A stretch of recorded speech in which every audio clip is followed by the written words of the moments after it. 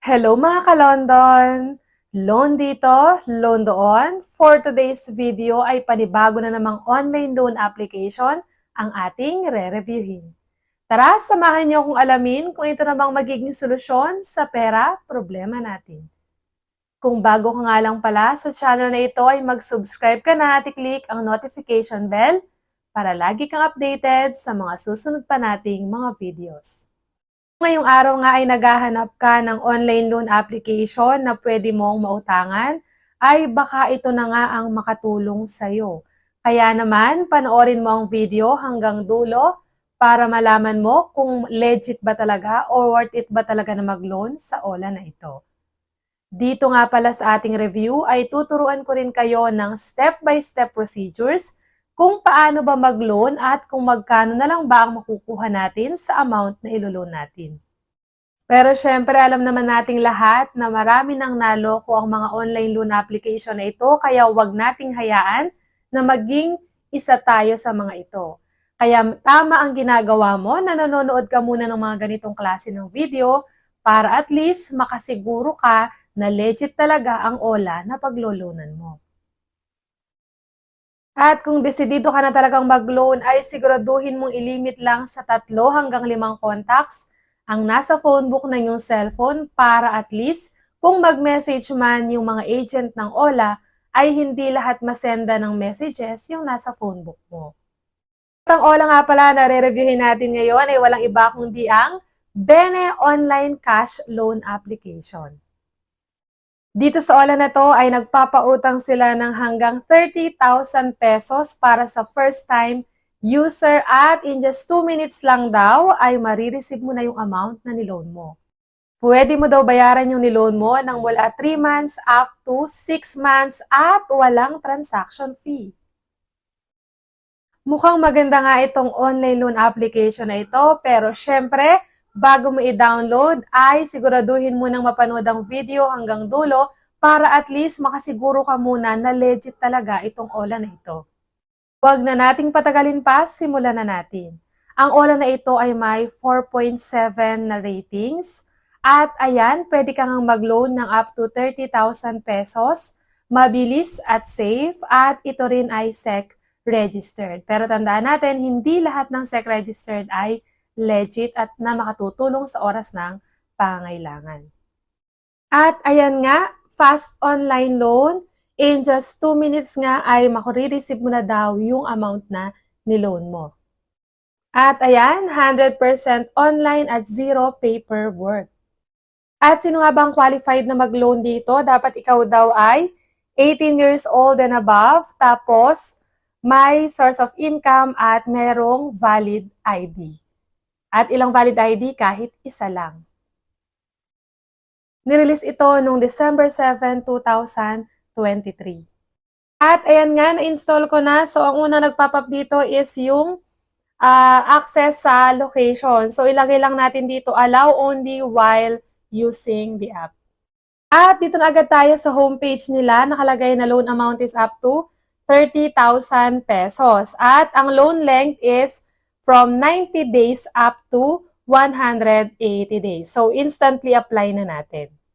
At yan, syempre, pag na-register na natin yung ating phone number is may magsisend lang na verification code at magke-create lang tayo ng password. After nun, register na tayo. So, dito, mapapansin ninyo ay nabago yung loan amount. Naging 12,000 pesos na lang. Pero, for first-time user, mataas na rin yung 12,000 pesos. So, nakalagay pa rin dun sa loan length is 90 up to 180 days. So, instantly apply na ulit natin.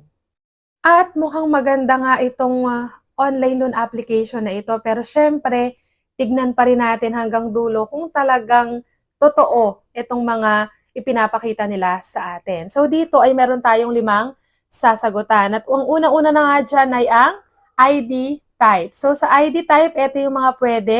UMID, passport, TIN, driver's license, SSS-ID, postal ID. Kasama din dyan ang PRC, GSIS at OWA. At after mo mailagay yung ID is birthday mo naman at gender kung male or female. Tapos ilalagay mo na ang iyong last name, first name at middle name. Tapos kasama din dyan ang marital status kung married or single. Tapos education kung ano yung natapos mo. And residential address. Kasama dyan ang region, province, city or municipality. Tapos yung detailed address. Sa detailed address, kasama dyan ang street at number ng building or bahay. Tapos, email, kailangan active at nakaka-receive ng messages. And then, nangihingi pa sila ng other phone number. Kung wala kang ibang phone number, maglagay ka ng kahit anong phone number dyan dahil kailangan mo mag-present ng iba pang number. At next naman is social account. So, dito, hindi lang Facebook kasi may pagpipilian. Pwedeng Viber at WhatsApp. At dito na agad tayo sa third step.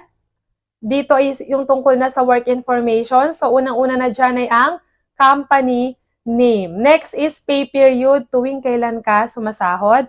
Tapos yung salary, may bracket lang dyan. Pipili ka kung saan or magkano yung salary mo. And kasama din ang company phone. So, mag-ingat lang tayo sa pagbibigay ng company phone number. Baka kasi pati ang company natin is tawagan ng agent ng OLA. And then, company address. Lalagay lang ang region, province, city, at detailed address. After na masagutan yan, mag-next na agad tayo. Ang bilis lang talaga dahil dito na agad tayo sa fourth step. Ito na yung contact information or yung emergency contact or contact reference. So, dito sa OLA na ito, kailangan ng 1, 2, 3, 5 contact reference. So, ilalagay lang natin kung kaano-ano natin sila at yung kanilang phone number. Siguraduhin lang natin na alam nung contact reference na inilagay natin na ginawa natin silang contact reference para at least kung may tumawag man sa kanila, ay hindi sila magugulat na may OLA or agent na tatawag sa kanila.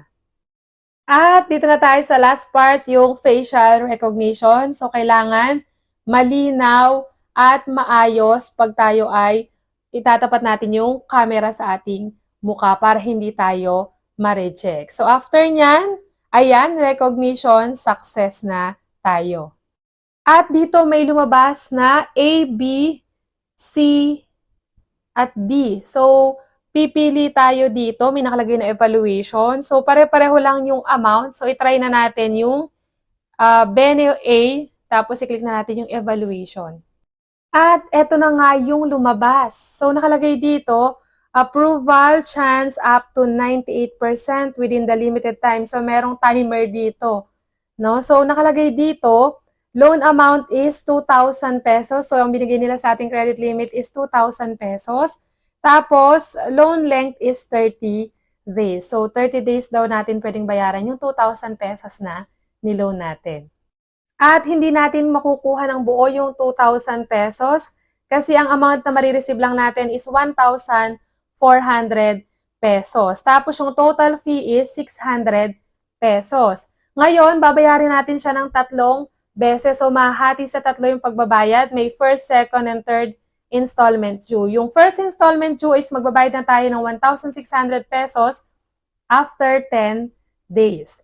Tapos, yung pangalawa is after 20 days at yung pangatlo naman is 30 days. So, yon hindi natin siya makukuha ng buo na 2,000 kasi meron siyang fee na 600 pesos. So, kung okay pa rin sa inyo na ang marireceive nyo is 1,400 pesos lang is nasa sa inyo na yung desisyon kung itutuloy nyo pa yung paglo-loan. Pero ang kagandahan lang dito, nahati siya sa 3. Na pwedeng bayaran hanggang 30 days at hindi 7 days. Pwedeng hanggang 10 days yung 1,600 pesos. So, dito na nga natatapos yung ating review. Hanggang sa muli mga kalondon. Bye-bye!